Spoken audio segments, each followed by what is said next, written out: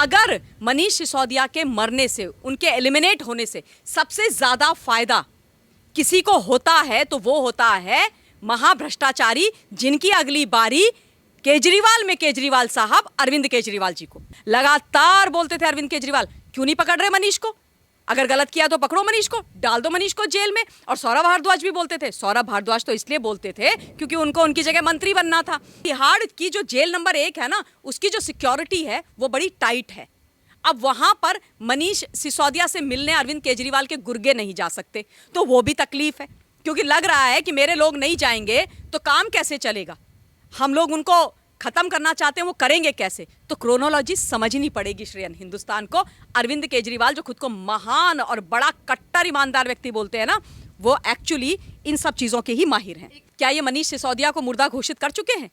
क्या इन्होंने उनको मतलब मुर्दा घर भेजने की तैयारी कर दी है? मैं तो मनीष सिसोदिया जी की पत्नी से बोलती हूँ, मिसेस सिसोदिया से, कि मैम आप इन लोगों से बात कीजिए कि देखिए आपके मीर जाफर बैठे हुए हैं, इन्होंने आपके पति से इतना बड़ा घोटाला करवाया, 18 मंत्रालय उनके पास दे करके रखे और अब उनको दूध में से मक्खी की तरह बाहर फेंकने की तैयारी कर रहे हैं। और कल का दिन बहुत महत्वपूर्ण है मनीष सिसोदिया और अरविंद केजरीवाल के लिए, आपके लिए, इन कट्टर भ्रष्टाचारियों के लिए, आपराधिक अराजक पार्टी के लिए। क्यों? क्योंकि कल मनीष सिसोदिया की बेल याचिका लगी हुई है, कल 10 मार्च है और कल ही ईडी का तीसरा दिन भी है। तो मुझे as a citizen of this country और दिल्ली की करदाता और मतदाता होने के नाते जो दिख रहा है वो ये दिख रहा है कि कल इनको नहीं मिलने वाली बेल।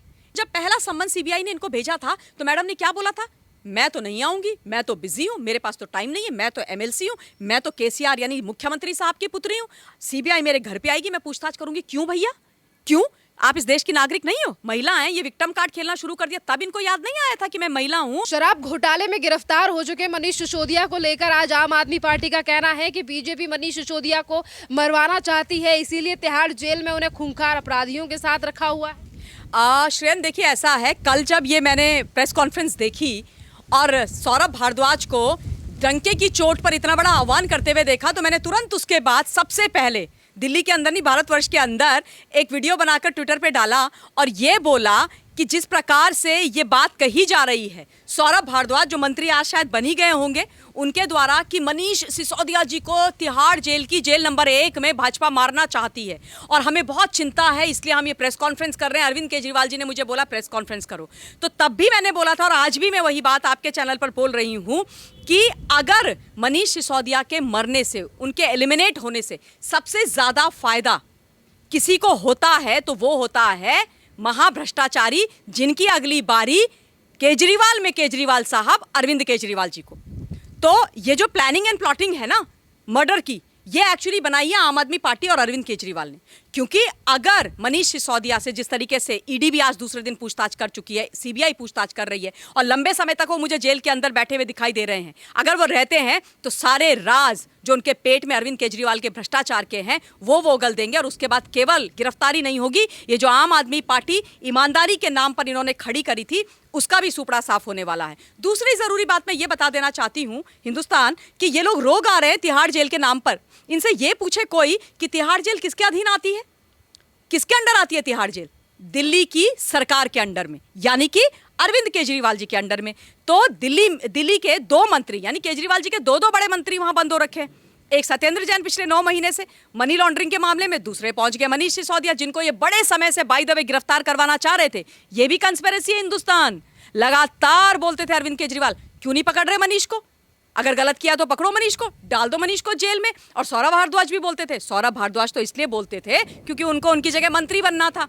लेकिन अरविंद केजरीवाल ये कंस्पिरेसी बड़े लंबे समय से चला रहे थे और लगातार ये बात वो कर रहे थे कि भैया इनको गिरफ्तार कर लो, और अब ये बोल रहे हैं कि वो वहां पर सुरक्षित नहीं है ना, ये बातें की जा रही हैं। अब मैं ये बोलना चाहती हूं कि तिहाड़ जेल में इनके दोनों मंत्रियों के साथ जैसा भी व्यवहार होता है, अच्छा या बुरा, वो होता है अरविंद केजरीवाल साहब के कहने पे। फिर चाहे सत्येंद्र जैन की मसाज एक पॉक्सो एक्ट के कुख्यात अपराधी के द्वारा करवानी हो, उनको वीवीआईपी ट्रीटमेंट दिलवाना हो, उनको 12 प्रकार 36 व्यंजन का भोजन खिलवाना हो, या फिर मनीष सिसोदिया की हत्या करवानी हो, उसकी प्लानिंग एंड प्लॉटिंग करवानी है। दूसरी जरूरी बात मैं बता देना चाहती हूं कि तिहाड़ की जो जेल नंबर 1 है ना, उसकी जो सिक्योरिटी है वो बड़ी टाइट है।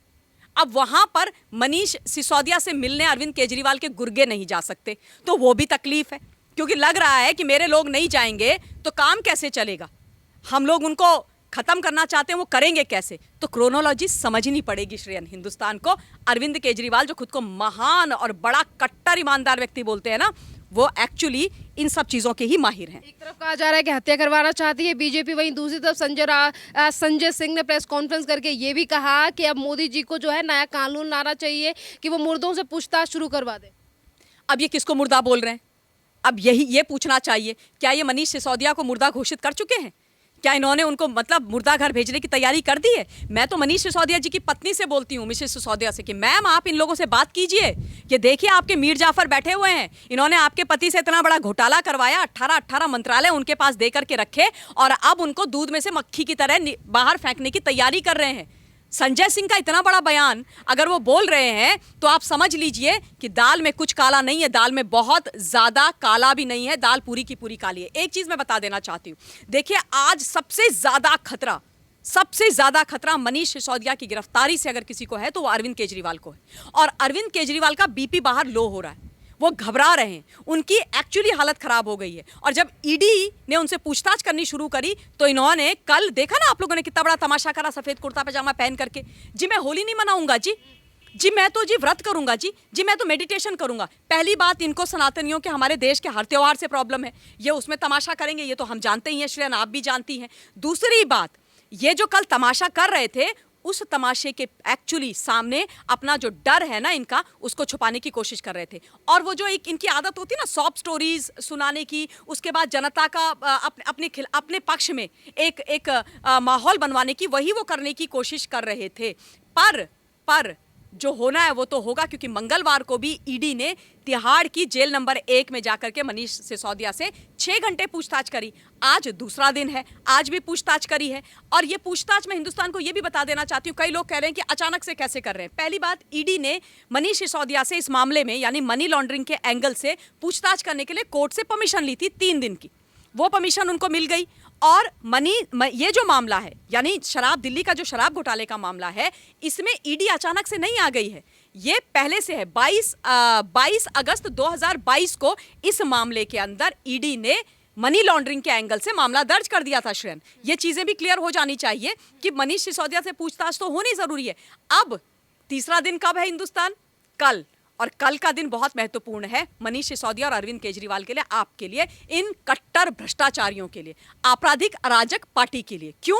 क्योंकि कल मनीष सिसोदिया की बेल याचिका लगी हुई है, कल 10 मार्च है, और कल ही ईडी का तीसरा दिन भी है। तो मुझे as a citizen of this country और दिल्ली की करदाता और मतदाता होने के नाते जो दिख रहा है वो ये दिख रहा है कि कल इनको नहीं मिलने वाली बेल, ईडी इनको लेके जाएगी अपने घर और इनसे बहुत पूछताछ करेगी, क्योंकि ईडी के जो प्रश्न हैं उनके जवाब नहीं दे पा रहे हैं मनीष सिसोदिया, उनको एकदम पसीने हो जा रहे हैं, उनकी हालत खराब हो जा रही है, क्योंकि बहुत सारी चीजें पूछने वाली हैं। और ईडी भी, सीबीआई तो अपना एक्शन कर रही है, लेकिन ईडी पैरेलली अपना एक्शन कर रही है।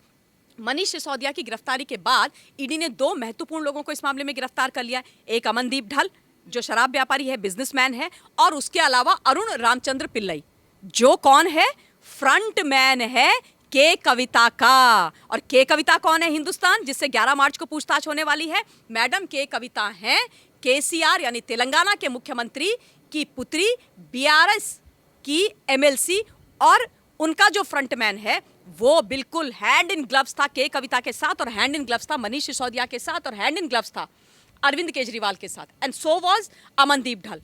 तो इन दोनों से जब पूछताछ हुई और वहां से जो बहुत इंपॉर्टेंट लीड्स मिली, उसके बाद मनीष सिसोदिया से पूछताछ हो रही है। अभी आपने मैम कविता का जिक्र किया है और कविता की तरफ से आज प्रेस कॉन्फ्रेंस करके ये कहा गया है कि मैं एक महिला हूं तो ईडी मेरे घर पर आके मुझसे पूछताछ करे, मैं हेडक्वार्टर नहीं जाऊंगी। ये इनका पुराना बहाना है। आपको याद है ना, पिछली बार दिसंबर में 27 दिसंबर को आई थिंक सीबीआई ने हैदराबाद में इनके घर में जाकर के इनसे पूछताछ करी थी। तो जब पहला सम्मन सीबीआई ने इनको भेजा था तो मैडम ने क्या बोला था? मैं तो नहीं आऊंगी, मैं तो बिजी हूं, मेरे पास तो टाइम नहीं है, मैं तो एमएलसी हूं, मैं तो केसीआर यानी मुख्यमंत्री साहब की पुत्री हूं, सीबीआई मेरे घर पे आएगी, मैं पूछताछ करूंगी। क्यों भैया, क्यों? आप इस देश की नागरिक नहीं हो क्या? हर आम नागरिक के पास कोई एजेंसी, कोई पुलिस उनके घर में जाकर के पूछताछ करती है? उनके ड्राइंग रूम में जाकर के पूछताछ करती है? नहीं ना, उनको बुलाया जाता है ना, और तब पूछताछ होती है। तो इनके कौन से सुर्ख आपके पर निकले हुए हैं? ये कौन सी मैडम स्पेशल है? महिला हैं, ये विक्टिम कार्ड खेलना शुरू कर दिया, तब इनको याद नहीं आया था कि मैं महिला हूं? जब इन्होंने अपने पिल्लई के माध्यम से उसको फ्रंट बना करके 100 करोड़ रुपए का न्योछावर यानी घूस दी थी, किसको? अरविंद केजरीवाल, मनीष सिसोदिया को, और साउथ ग्रुप को यह हेड कर रही थी। और उसके बाद सारे के सारी पॉलिसी को अपने हिसाब से, अपने फायदे के लिए, साउथ ग्रुप के फायदे के लिए इन्होंने चेंज करा दिया था। और बाय द वे हिंदुस्तान, ये जो मैडम के कविता है ना, इनकी भी आप कहानी थोड़ी और सुन लीजिए। इन मैडम का इंडो स्पिरिट के अंदर 65% स्टेक है। अब आप सोचेंगे कि ममता मैम ये इंडो स्पिरिट क्या है? इंडो स्पिरिट शराब की कंपनी है। किसकी? एक उस व्यक्ति की जो अभी जेल के अंदर बंद हो रखा है, जो दिल्ली का एक बहुत बड़ा शराब व्यापारी है। और उसमें 65% स्टेक किसका है? के कविता का। तेलंगाना से यहां पर इन्होंने स्टेक डाला हुआ है, और वहीं उसी के लिए ये तमाम चीजें की जा रही थी। और ये अमनदीप ढल ने ये जो पॉलिसी थी उसको लेकर के सीधे सीधे साउथ ग्रुप यानी के कविता को दे दी। के कविता ने देखा, उसको प्रिंट आउट निकाले गए, उसमें चीजें समझी गई अरुण रामचंद्र पिल्लई और विजय नायर के साथ। और बाय द वे ये पॉलिसी जब इन लोगों के पास गई, ये पॉलिसी तब तक दिल्ली के अंदर इंप्लीमेंट नहीं हुई थी। उसके बाद चेंजेस किए गए कि भैया इसको 2% से 12% किया जाए, यहाँ पर जो लोग शराब के मैन्युफैक्चरर्स हैं उनको बाकी जो चीज़ें हैं वो दी जाए। तो तमाम ऐसी चीज़ें हुई हैं, तो इनका भी गिरफ्तार होना तय है।